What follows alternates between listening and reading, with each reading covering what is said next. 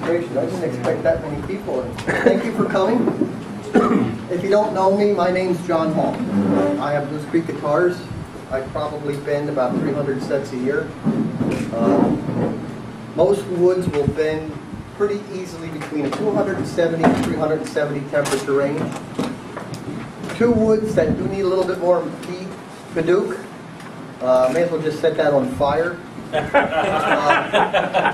That takes a lot of heat. Babinga, the straight grain Babinga will bend very well. It's a rosewood family. Don't ask me what the Latin name is for it. I just like saying Babinga. Waterfall Babinga will have a tendency to fasten. And by that I mean a lot of flat spots. Early in my career, I would say take sides down to 85 thousandths and bend. I now say hold them about 90 to 95. If you have any mild cupping, that's going to give you a little bit of sanding opportunity to flatten. And as we all know, wood is going down in the quality of what it's been. I do not recommend light bulb bending machines, and I'll tell you why.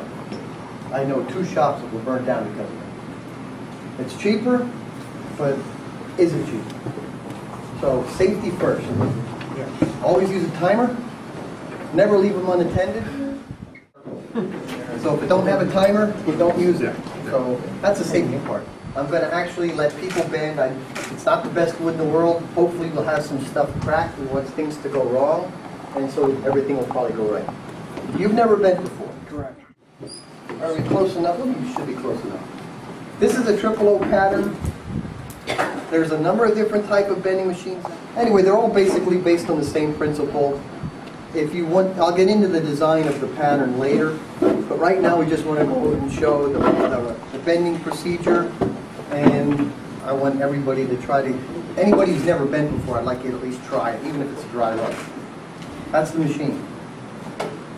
I just use, this is going to hold us, use the slot, and this will pin you so that your waist will be in relationship to the cutaway ramp.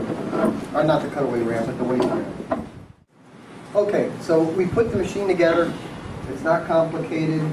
Like I said, they're all different, but they're all the same.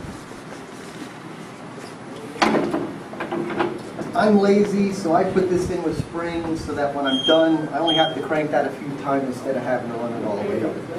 Okay, we're going to take a side set. That's triple O. I said triple O. You see there's a little bit of a flaw here. I like to keep my side sets, so I have about 1.5 inches trim on both sides, because you might have to manipulate things. You want to try to keep your heel as book matched as possible. So you see the flaw, we're going to scoot that as far in front as we can. He's never bent before. That's your slats. These are stainless steel slats. You're going to see a lot of material out there. I'm not a big fan of aluminum. Aluminum can have a chemical reaction for those of you that live in the city with your fluorides and chlorines, and it can make a koa set turn a beautiful shade of green. And it doesn't stand out very well. If it does happen, dark walnut stain can usually hide it. Don't ask me how I know that. Okay. We're going to put that in. I want you to put the slats in first with the blanket on the top.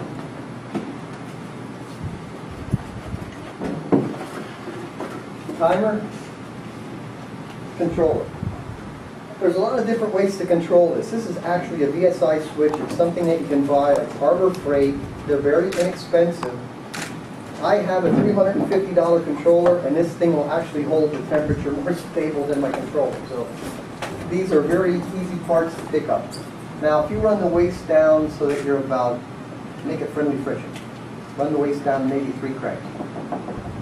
Okay, now feel how does it move but firm? All right.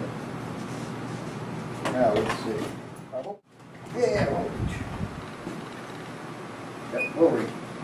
You can stand there a little. Normally, however you design your guitar, this happens to be based basically on a Martin triple O. Most of the waists on Martin will fall somewhere around 12 inches. So normally what I will do is measure approximately 12 inches. In this case, since we have a flaw up here, I'm going to scoot this forward. So you notice it's pre-shaped. Okay, I do not put wood in square. Everything's pre-shaped. This is for a triple O. That's for a dread. That way when we bend it, and I'll show you how to do the geometry later, this will save you a lot of work. Now, water on wood. Don't soak. 12 inches from where? Apex of the waist to the center of the neck. Okay, but where on your tree contour piece, where is that spot? All right. I forgot a tape measure, so if you sight down here, right approximately there would be your waist. It's actually one of the thicker areas of the guitar. And I'll put a hash mark. Now I've seen a lot of guys that buy these really tweak these things in. They'll punch holes, locator holes. I mean, they really can tweak them in. Well, I do it. I actually make the mold and my disc do all of that work for me. This is kind of like a driver. This would be my putter. So, you have a mark there. See that? I don't soak wood. If I have a highly figured piece of wood and I'm worried about cracking, Bob Gleason from Pegasus Guitars, I don't know if any of you know him, gave me the tip about using wet paper. Craft paper works very well. I will soak the craft paper for a minute and a half, 2 minutes in the sink. I let that saturate. I can't scientifically say that it does anything to the wood. To me, water is working more as a cooling and an anti-scorching agent. Water does, that's basically all it's doing. Some people will use different materials to soften their wood. Super soft, downy, regular fabric softener. Commercially, I know they use ammonia. I'm not recommending that by any means of the way, but I don't use anything with this method.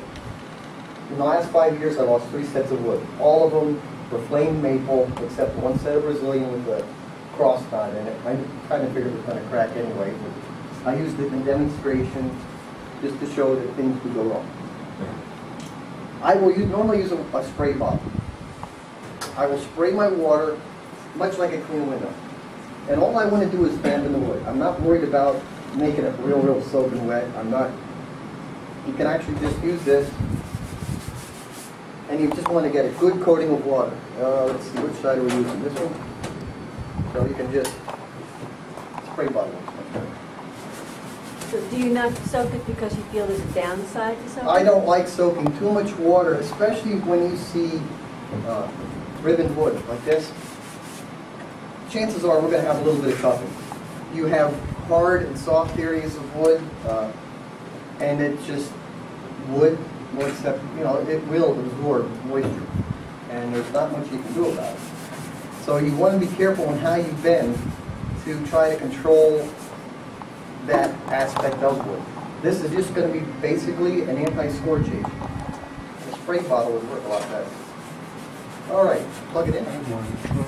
Normally I have this thing plugged in and I have it start and heat up a while. You notice I don't have water dripping off of it. You can see a little bit of sheen. That's plenty. All right, we're going to bend 2 sides.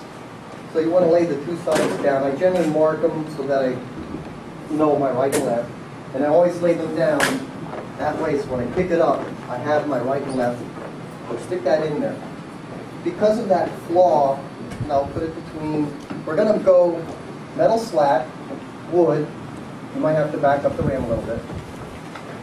We're going to go with metal, wood, metal, heating blanket on the top.